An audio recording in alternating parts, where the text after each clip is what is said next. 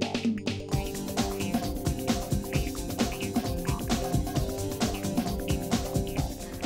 it's time to take a look at some of the best new shows that you can stream this weekend ahead of Super Bowl Sunday. I know you'll be watching the Super Bowl. Maybe you won't, and we'll give you something else to watch. This weekend, you can begin a new comedy on HBO. There's also a dramatic thriller on Amazon, or a futuristic murder mystery on Netflix. For more on these new shows, let's bring in our streaming expert, TV Guide editor-in-chief, Mickey O'Connor. What up? How you doing? I'm good. I'm good. So first up, Two Dope Queens with Jessica Williams and Phoebe Robinson. They were just on CBS this morning. This week. I heard they were great. They were hilarious, as they always are. They've got this new HBO special.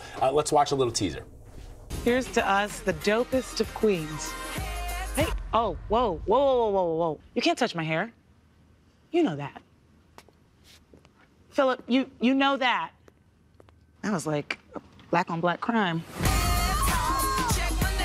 Right here on HBO, straight after Game of Thrones. We're not after Game of Thrones. TDQ plus GOT. We definitely didn't get the slot behind Game of Thrones. Right after. We didn't. Game of Thrones. But we didn't. HBO is Got to be aspirational, right? But they're on HBO, which is fantastic.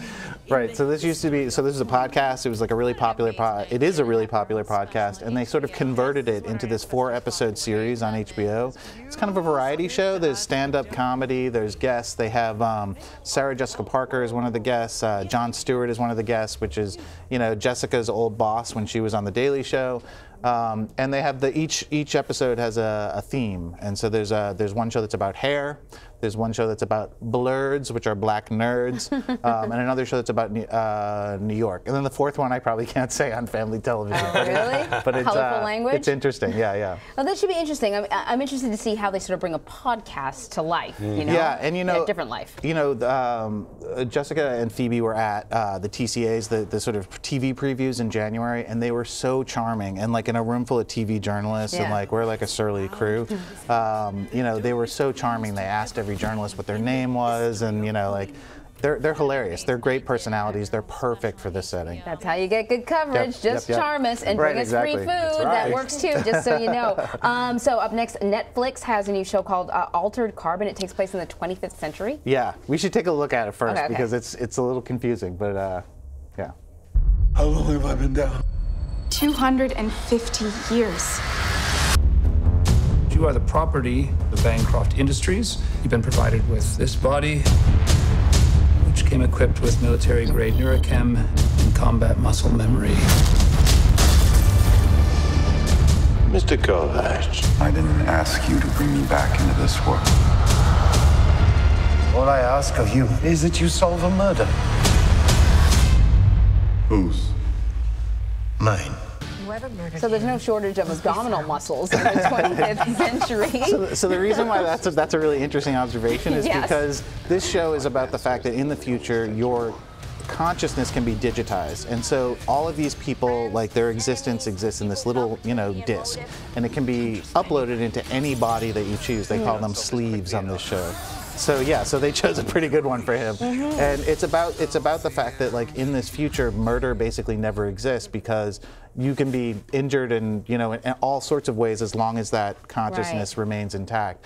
So it's based on a really popular cyberpunk novel from. Okay, so I was going to say when you said sleeves, I thought that sounds really familiar. Yeah, Richard Morgan. It was from like 2002, I think, and it's pretty cool. It reminds me a lot of Blade Runner, Minority Report, a lot of that sort of dystopian future. Yeah, I love that. There's a lot of fun details plugged in it. Sounds like The Matrix, right? Well, that's true, except you're not exactly plugged in. It's just that you have this disc that is implanted in the back of your neck. Like that's your no, with the Matrix, you're plugged into a system. Right. In this case, the system's plugged into you. Oh yeah, it's Bluetooth. So yeah, but it's a lot of fun. Joel Kinnaman is a star who you recognize probably from The Killing and Suicide Squad. Like he's really great, and he's kind of. It's interesting because he's playing, an Asian man, believe it or not, because he has this new sleeve that is Joel Kinnaman, but like actually, he's someone who was trained in martial arts. He's a warrior, stuff like that. So it's interesting. Cool. I'm looking forward to that. It sounds really cool. The other thing that I think it looks really cool is Amazon has this new series called Absentia, which looks pretty intense. Let's play a little bit of that. Conrad Harlow is found guilty of the murder of Special Agent Emily Byrne. Where's my wife?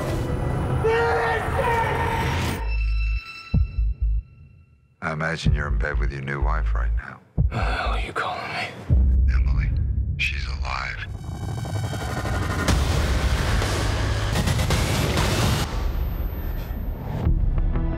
You've been gone for 6 years.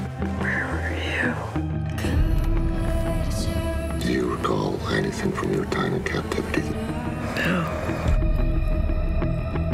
What happened? What's going on? I don't even know what I'm doing here.